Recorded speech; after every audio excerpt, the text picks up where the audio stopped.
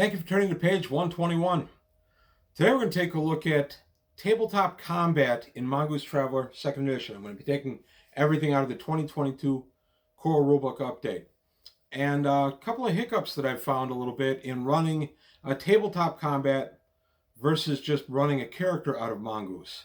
There are a few interesting things that you come across when you're GMing that particular combat, and it really has to do with scale and things like that.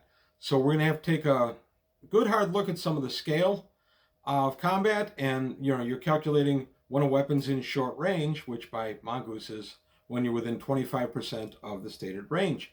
That's fine. How many of that is in hexes or in squares? I use a grid system when I roll a game. My guys all come from an AD&D 1st edition background. That's what I come from. I like having a grid system or a square system for running my combat, so I know how far apart everybody is and how quick they move. The problem is Traveler characters are said to move 6 meters, but an inch in Traveler is 1.5 meters.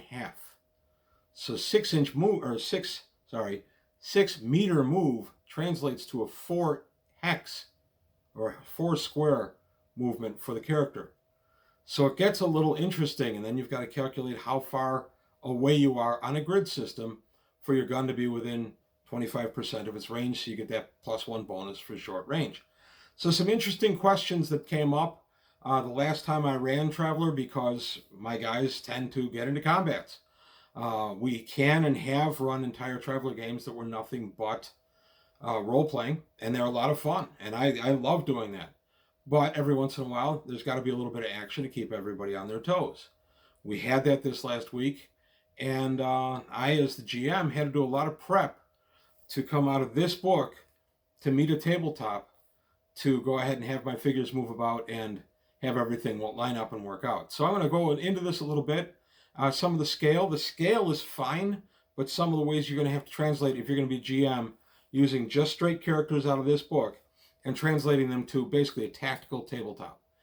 Let me say further, I realize this is primarily a role-playing game, but it has tabletop tactics in it, and it needs to be addressed. So I'm going to address some of it today. We're going to go over a little bit of movement and ranges for various weapons in the Traveler system. And like I said, for simplicity, I'm going to pull everything out of the core rulebook 2022 update. So that's it for that part of it. Now, subscriptions, yes, please. It's continuing. The channel's growing great. I really appreciate everybody's support, everybody who's already subscribed. Thank you. Everybody's been on the fence. Come on in. There's a lot of Traveler we talk about here, a lot of D&D. I try to work in other games as often as I can. If there's something you want to see, go ahead and put a comment. I'll see if I can accommodate it. I love talking about games. I try to do this in a very friendly style, and I try to do it in the same manner in which I run a game. This is the exact same manner I GM or DM in is exactly how I'm speaking to you now. So I hope that that's what my channel is accomplishing, and I hope that you'll continue to support the channel. Also, I have a Patreon going. Thank you to my patrons, everybody who has supported the channel for this long. And then anybody that wants to jump aboard, I'm on the verge of finding some new equipment that I might be able to actually get, but I still need a little help to kind of get over that last little bit. So that's it for the commercials. Oh, wait, nope, one more important commercial. Jump Point. Jump Point will be happening this coming Sunday. As of making this video, now, not making this video, posting this video. I make these videos obviously ahead, so I'm not sure what day of the week this one's going to land on yet. But Jump Point, November 6th at Games Plus in Mount Prospect, Illinois. That's a Sunday. We're starting at 11 a.m. and going until 6 p.m. We're going to have 2 tables being run for Traveler. It's going to be Mongoose 2nd Edition, again using the core rulebook 2022 update. I will be running one of the tables. I'll take up to 7 players. My son Adam is running the other table. He'll take up to 7 players. We have plenty of room. Come on in. You can also meet me, my sons. Both my sons will be there, Patrick and Adam, as well as Roy and Craig, who both play in my game. You've heard me talk about these guys. It's an opportunity to shake hands with them. Also, it's at Games Plus in Mount Prospect, probably the best game store I've ever been in. This store's been open for 40 years. I've been going to it for 40 years. It's a really great place. All the events at the Jump Point Con are free. There won't be any vendors, obviously, because we're in a game store. I am going to do a couple of free giveaways of my own personal collection, just as, I don't know, it'll be a drawing or handouts, I don't know what. There'll be a few things, not a ton, but some of it's going to be the old vintage stuff, a couple of little black books, and an old issue of Challenge magazine, that kind of stuff. So also we're going to be doing a Dying and Traveler character creation from Classic Traveler. I'll be running that, or my son Adam, depending on demand. So we're starting at 11. The game will start at noon. The games will start at noon. The games will run until 5 with a break, meal break in there sometime around 2:30. There are also vending machines on the premises in the same room we'll be playing in for pop and snacks if you don't want to run out. But there are places right nearby within walking distance to get some food. So definitely bring some money, but you're bringing the money for food and for stuff at Games Plus. All our stuff is going to be free. So hope to see you there. Really excited about it. I hope we have a big turnout, because if we do, of course, I'll continue doing this kind of thing. Games Plus has been a fabulous partner in this so far. They've made it painless. Let's just see how things go on November 6th.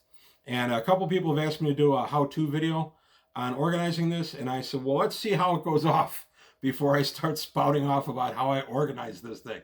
So I'm hoping it'll go off great, and if it does, I will do a how-to and how I set it up, if there's any helpful hints in there or anything for you to set up your own local Traveler Con. I'm hoping it's going to be a good way to meet other traveler enthusiasts. That's the main reason I want to do it. So that's it. That's the end of the commercials. Back to the topic at hand. We're going to do some tabletop tactics from Mongoose Update, Core Rulebook Update 2022. Today on page 121. Okay, a couple of opportunities, not challenges, for the Game Master in running a combat using figures on the tabletop and a 1-inch scale in Traveler.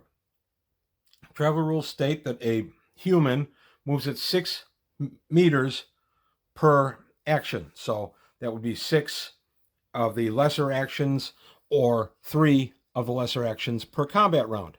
And if a combat round is 6 seconds, this actually translates, having done the math, translates to about 6 miles per hour. Sorry, my European friends, this is all going to be in Imperial, so it's going to be 6 miles per hour. So that actually is pretty good. That's a scale that I can live with as a game master. And I got that by calculating the 6 meters per second translated to feet, which is about 19 and a quarter. And then if a 6-second segment, there are 10 of those in a minute. So that makes a 10-minute block. And then 6 of those makes an hour. And then divide that by 5,280. And that's how you get how many miles per hour it is. So trust me, it comes out to right about 6 miles an hour. That would be if I did nothing else but move for my entire action. My 6-second action, I would move 19 feet. That comes out to around 6 miles an hour. That's okay. I can live with that. That's a brisk move for an athletic person. I like that. So don't worry. After I've done the verbal explanations and we look at a few of these, I'm going to show a little tabletop diorama setup of some of the ways we use the figures and explain a little bit of the combat that way as well.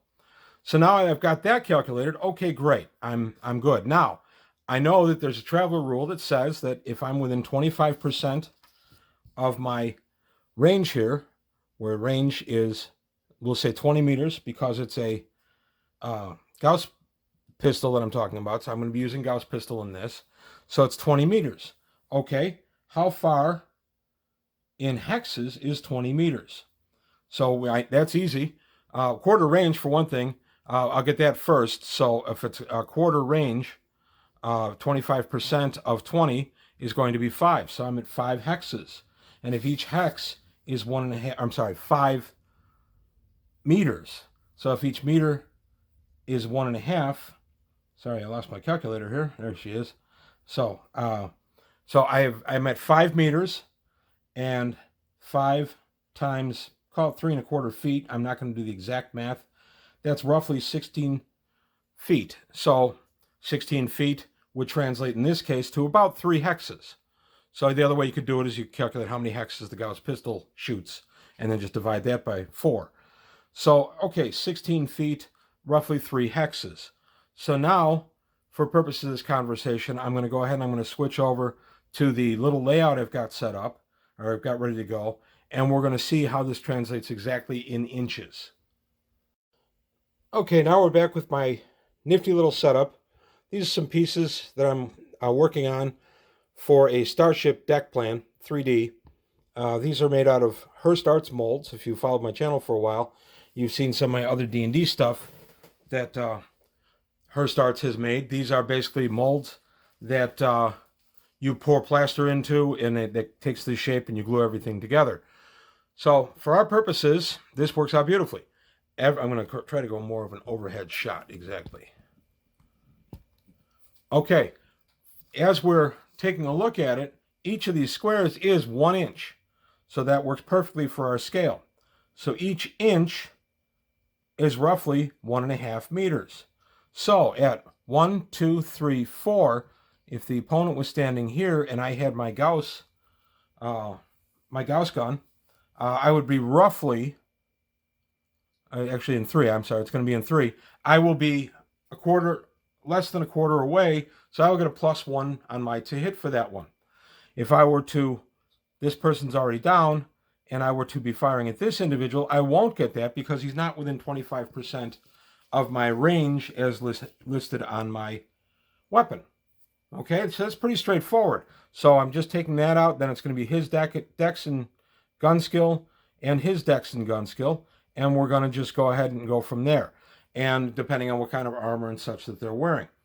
So that's pretty straightforward once you figure out that it's roughly 4 hexes of movement. So if this guy wanted to move for whatever reason, he would move 1, 2, 3, 4. Maybe he's going to give first aid to his comrade that's down. This gentleman's withdrawn.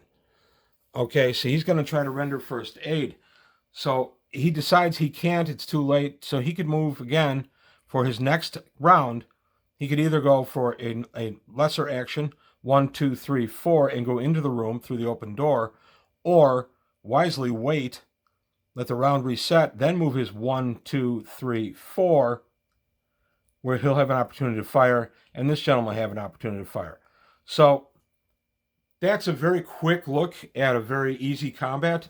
There are no real modifiers here. I mean, I could have him hide behind doors and get modifiers for that or anything, but it does illustrate that you have to break down the 6 meters into the scale range of the game. I think it might be better to put the scale range as the character's movement, or in other words, 4 inches would equal 6 meters. Or if you did not want to do that, you want to say 6 meters, put it in parentheses on your character sheet, 4 1-inch squares. That way there's not going to be a real problem if you're using any kind of tactical tabletop, as I'm using here. By the way, in case you're wondering, these are just repurposed HeroClick figures. I chopped them off the base. I glued them up, and they're going to be my Traveler guys. Also, when we play Champions, they're going to be my Champions guys. So this was not easy. I did about 80 of these, so I had a nice set to choose from. But, and if you come to Jump Point, you will see these guys at the table. These will be the guys that we're going to be using as our figures at the table. I probably will not be bringing this, as I will not have it complete by then. We'll be using a flat tabletop and then some other 3D terrain. We're going to be planet-side.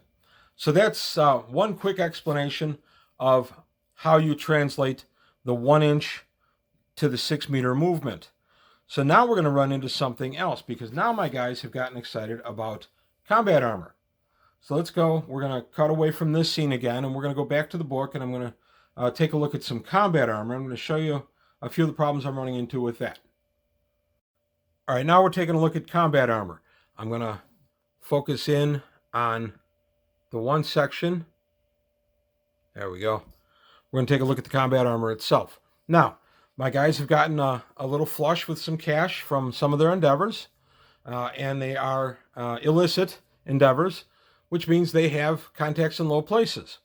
So the first thing they asked me at the end of last game is they said, okay, we're going to do a reset. That's great. I want to buy combat armor. And my son Adam was not in the game, but the other 3, Roy, Craig, and Patrick, were all there, and they said, yeah, let's buy combat armor. And I said, okay, we'll work out how you can find contacts and things, and I'll come up with that. But the question became then, how much like Iron Man am I going to be? Well, that's always a problem with my guys, because in that regard, they are kind of power gamers. They want the super enhanced stuff they can get in any kind of game like this or Gamma World. And I said, well, let's take a look. So combat armor itself, they want the best. So they're looking for tech level 14 combat armor, which gives it a staggering plus 19 protection. We'll eat 22 rads for them. Weighs 12 kilograms, costs 160,000 credits, and requires Vac Suit 0 to run. They all have Vac Suit 0. So they're, okay, great. How fast do I move? So, okay, let's take a look at the description of combat armor. Right there, I read through the description of combat armor. It is not addressed.